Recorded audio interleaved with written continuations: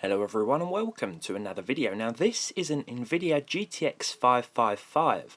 It was part of a wholesale lot of PC components up for sale on eBay, and to be honest it was the other items that influenced my purchase decision. This was sort of just an added bonus, so to speak. To my surprise though, we've never actually tested one on this channel, and although I've heard of it, I forgot it existed until it arrived in the post. This GPU isn't to be confused with the GT555M often found in older Alienware laptops, like the one I tested last year, though it does share a similar background with that mobile graphics card, in that this would have been found in Alienware's desktop PCs instead. It's an OEM product, which means it was specifically added to pre-built systems and never, as far as I know, got sold individually under this name.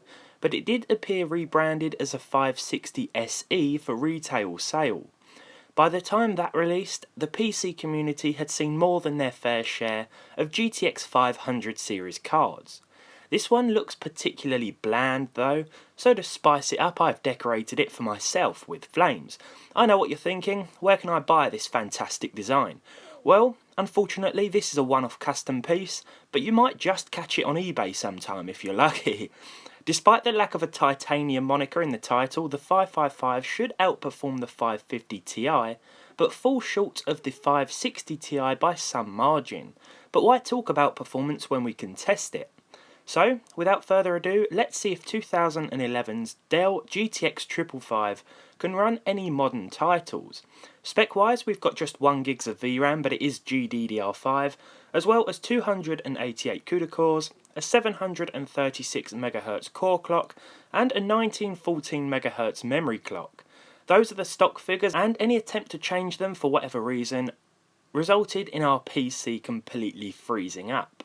So first of all, I thought we'd start with an easy one. This is BioShock Infinite, a slightly older game, but one that released around the same time as this card.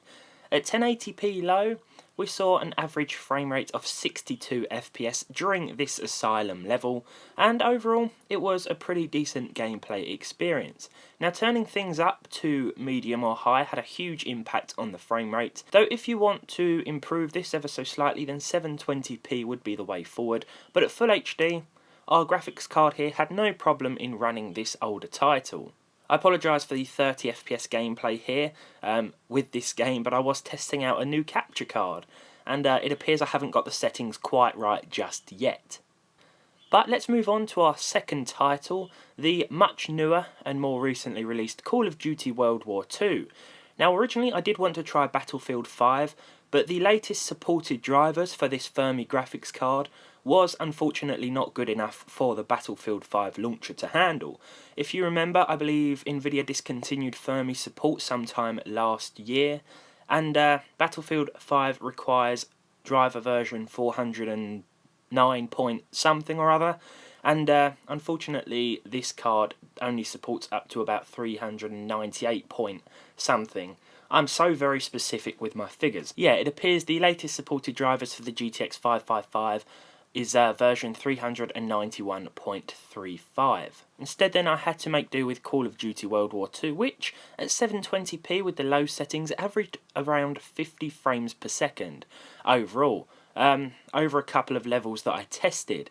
Now it's not a fantastic gameplay experience. For example, you can see the GTX 555 is pretty much maxed out usage wise, but if you do want to play this game and you have a card like this, then just note that it is perfectly doable.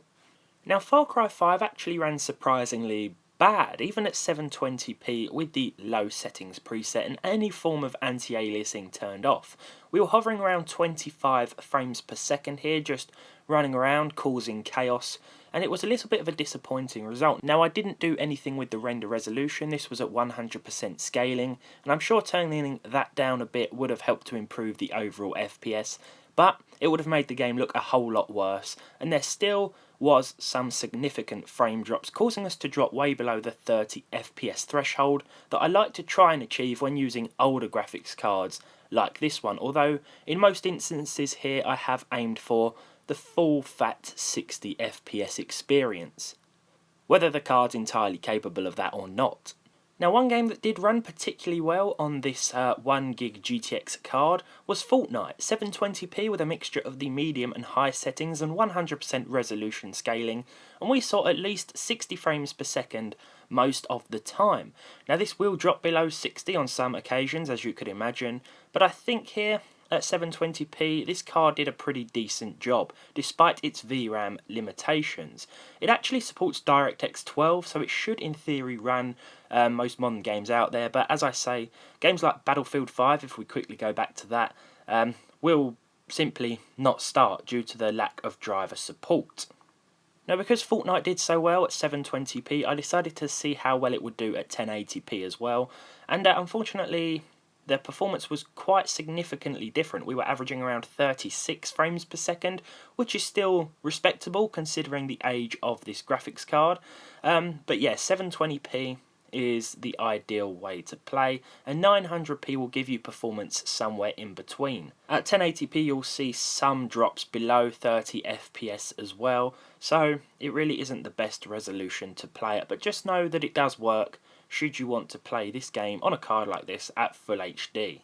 Now, perhaps I was a little bit daring when it came to trying out Just Cause 4 at 720p with the low graphical preset and everything turned down as low as it could possibly go. Now, the thing about Just Cause 4 is that you can turn the resolution way down below 720p, but that made no real difference at all. We were hovering around 5 to 10 frames per second most of the time over this 10-minute gameplay period. Now, Overwatch, another slightly older but very capable title here for this card, 100% resolution scaling. We used the medium preset with nothing added and nothing taken away. This was the Hollywood level against a few bots here. Performance doesn't vary too much between a bot match and online. I simply use bot match footage because it's more fluent, more consistent, because I'm always getting wiped out when I'm playing online and it totally messes up the gameplay. But I can say now that these figures are from the online portion of my gameplay test, and it was a pretty respectable result for Overwatch, as I say, at 1080p. Now, this will vary ever so slightly depending on the map that you're playing on, but most of the time, Full HD will give you a pretty decent experience on an older OEM graphics card like the 555 here. Interestingly, there's not many of these GPUs about on places like eBay. There are a few in the sold section of the site, so there has been some listed quite recently, but they are relatively hard to come by, and you have to ask yourself as to whether or not one of these is worth buying. I'm going to have to say not really, you know. Firm isn't supported anymore. The card does an okay job in some instances, and if you're just looking for a cheap GPU to run some of your older titles at 720p resolution with lower settings, then it may do an okay job. But if you're putting together a new build, then it's worth bearing in mind that the onboard graphics you might find on something like a Ryzen 3 2200G or Ryzen 5 2400G for that matter would do a better job of running a lot of modern titles, plus they've got all of the latest support as well. An interesting point when it comes to Far Cry 5 is that even the Athlon 200 GE will run that game smoother at a 720p resolution, with about 80% resolution scaling if it's anything like Far Cry New Dawn's performance, which of course it would be because it's pretty much the same game just reskinned. To end things here, I've just fired up an older game that this card is now very well suited to, Oblivion. It can actually be quite demanding in some situations if you turn the settings all the way up, but here, again, it ran absolutely fine. You won't have any problems with this title and a card like this one. Now, a while ago we actually tested a 560 and compared it to the integrated graphics of the aforementioned Ryzen 5 2400G and found that performance wasn't too dissimilar, in fact. So, as I mentioned before, that's definitely something to bear in mind. Overall, the GTX 555 isn't exactly a card that you'd want to purchase in 2019, but it is one that at lower resolutions can still handle itself in some cases, surprisingly so. I don't think they made a 2GB variant, so there's no point looking out for one of those. But as with a lot of these older cards, it is the VRAM limitation too that holds you back, other than just the overall poor performance in general, and of course lack of driver support now with Fermi cards. But having said that, well, I hope you've enjoyed today's video.